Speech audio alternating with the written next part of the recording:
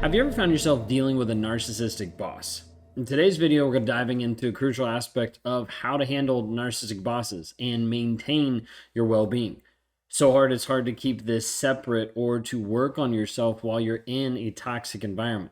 So I want to look at some aspects by the end of this video, just having a toolkit of different strategies to help you minimize the impact of their behavior on you and be able to help create, hopefully, a healthier work environment. Now, we can only control so much, and that's on your side. We can't control them, which is true with any narcissistic relationship. But I'm hoping to have at least you gain insights into the video, understanding, hey, this is recognizing and addressing some of these narcissistic behaviors in your workplace, along with some practical tips to help you maintain sanity and also help with productivity moving forward. The whole process of breaking free from narcissistic abuse comes first and foremost from the mindset, the thought process that leaves you stuck with a toxic person. And it's no different when it's interacting with a lover versus interacting with friends and family versus interacting with a boss. Yes, there's nuances and differences, but the same principles apply of how this person's treating you and of how it's affecting you at the same time. So what does this look like in the work environment?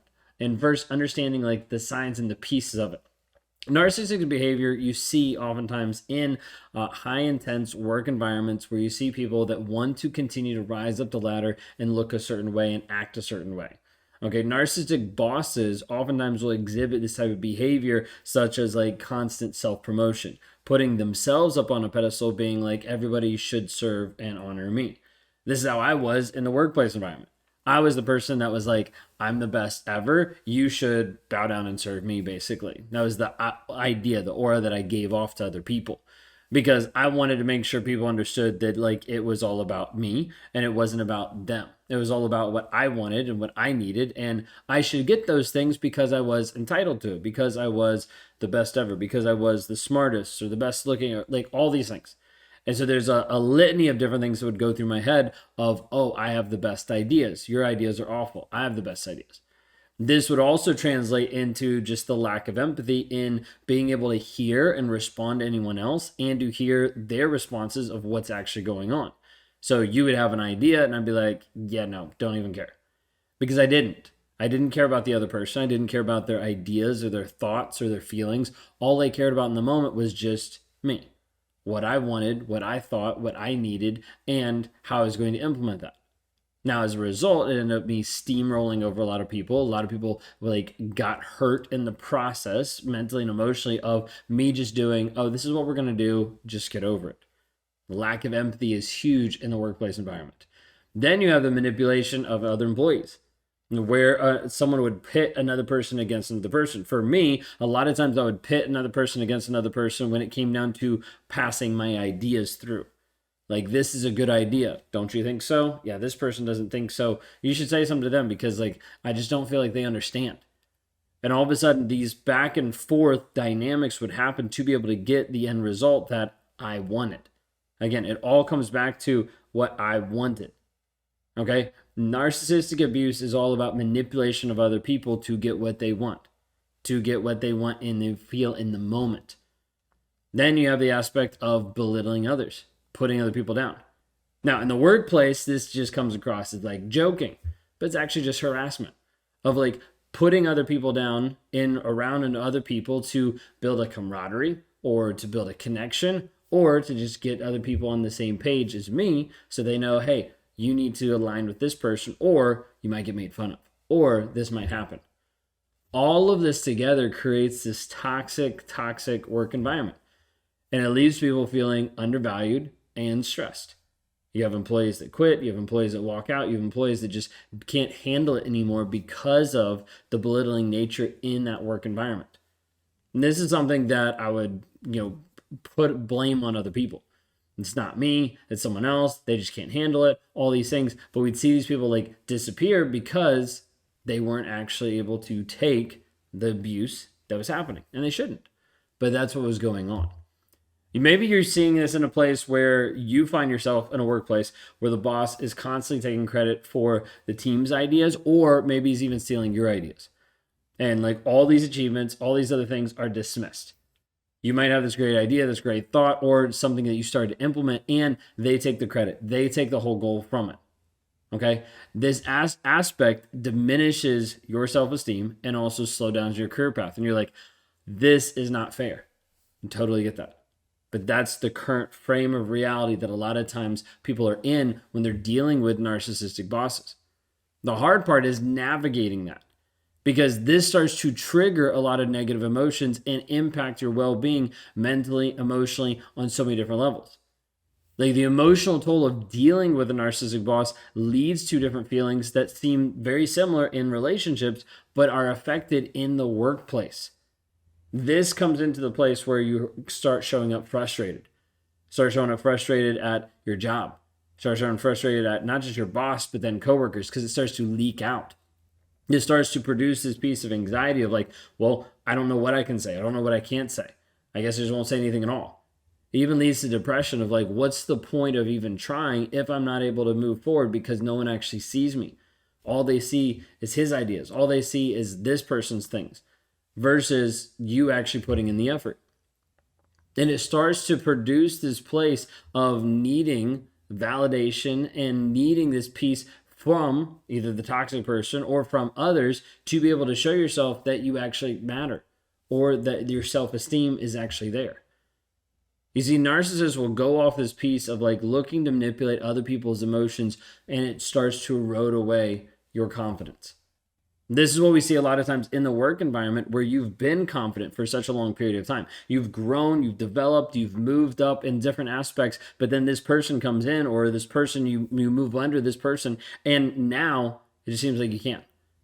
And it starts moving you into more of a hostile work environment where it makes it difficult to make decisions, to make progression because of how this person's treating you. Like, think of it this way, like you could have even been in a narcissistic abusive relationship in your personal life. But then when you bring this into the workplace, in the workplace, you find a narcissistic boss who starts belittling your efforts and putting you down and dismissing your opinions. Like, you're going to start to relive the emotional pain. Like, you're going to start to go down the same exact thought process, same exact feelings, and it's going to bring out about different triggers in your life that you haven't experienced in a while, because it's the same aspect as being in that abusive relationship.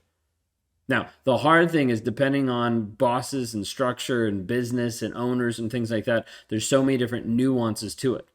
But what I encourage you is a piece of stepping into like self-preservation of you, because we can't always affect them. Yes, we could do something as far as putting a complaint, talking to HR, going above and beyond like their role, their state, to be able to help justify things or be able to help fix things. But the thing is, you have to be very careful about that.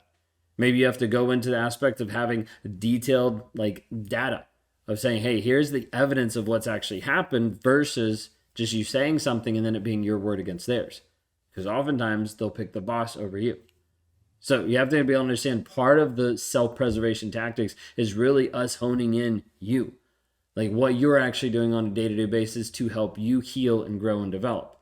Part of that is just setting boundaries. And when I mean setting boundaries, it's not that you're limiting and you're telling your boss like they can't do stuff. They can ask whatever they want, but you can set your own boundaries of clearly defining, hey, this is where I'm going to go. This is how far I'm going to do this. You can clearly communicate them and do it assertively, of like limiting their ability to exploit your time, your emotions, having you work late, whatever it might be. Of like, nope, sorry, like this is all I can do. If that comes back to affect you in a negative way, then that's something you could turn into HR, turn into the boss above, or it might not be the best place for you to work. That's just a hard reality. But then we also have to focus on like your growth. Like concentrating on you and your personal and professional needs, helping you move forward. But this comes down to staying committed to your goals, regardless of what that person's doing. Regardless of how they're treating you or how they're responding. Is that bad? Yes. And should you deal with that? Yes, absolutely. But if you can't, if it's not something that you're able to move, then all we can focus on is you, is what you do today. Is what you do today helping you move towards your goals and your achievements, regardless of the validation or the invalidation you get from the toxic person in your life. And the other aspect too is just being able to have support with people that are year round. whether that's the coworkers, whether that's mentors, whether that's people that can offer mental, emotional, or different perspectives, different support, being able to share experiences to help move you forward in this aspect. There might be different nuances in that company or in that business that other people have navigated or know how to navigate because of how that person's consistently showed up. Or you might not be the only person. And you might be able to have an impact with the numbers of people that are actually impacted negatively by this person to be able to produce a change in your work environment. Think of it this way: you can step into a place where you declare boundaries, politely declining excessive work demands that go beyond your job description. Like understanding, like, hey, like I'm going to take the time that I would do extra for this person to improve your own skills. Whether that's online courses, whether that's maintaining a supportive network, whether that's just you working on you to be able to move through the challenging times. But it has to come back to you. That's every single piece of life has to come back to you and your development, your growth into the person you're called to be. This is what we do inside of the workplace, this is what we do inside of families, this is what we do inside of relationships, is we help you understand the narcissistic piece, but then we have to bring the work back to you of how you're processing the triggers, the emotions, the feelings to help you continue to grow and develop into the person you're called to be.